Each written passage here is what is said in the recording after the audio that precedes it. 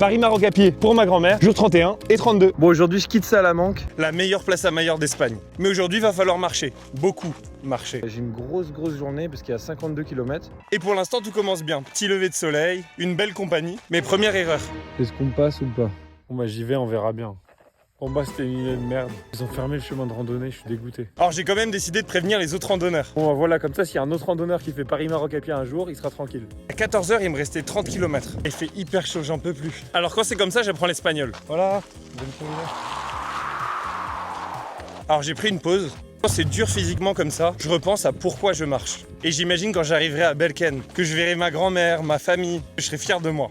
Et après toutes ces pensées, c'est bon, je suis enfin arrivé à l'auberge. Là, je me suis écroulé dans mon lit. Et après 10 heures de sommeil, c'est déjà reparti. À l'auberge, on m'a donné des barres protéinées. D'ailleurs, maintenant, je suis ici sur la carte et je traverse la route de la Plata. C'était une ancienne voie commerciale romaine qui permettait de relier le sud et le nord de l'Espagne. Donc là, je marche sur les pas de millions de Romains. Et pour moi, c'est le plus beau chemin de randonnée depuis le début de mon aventure. Parce qu'il y a des vestiges romains absolument partout. Et enfin, après plus de 40 km, je me suis arrêté par hasard à Puerto de Béjar. Et c'est bon, je suis arrivé. J'ai rencontré Manuel qui tenait une auberge pour pèlerins. Et j'étais le premier marcheur qu'il a accueilli de toute sa vie. Et qui m'a dit que si je voulais, je pouvais dormir dans son auberge. Je mange avec Manuel ce soir.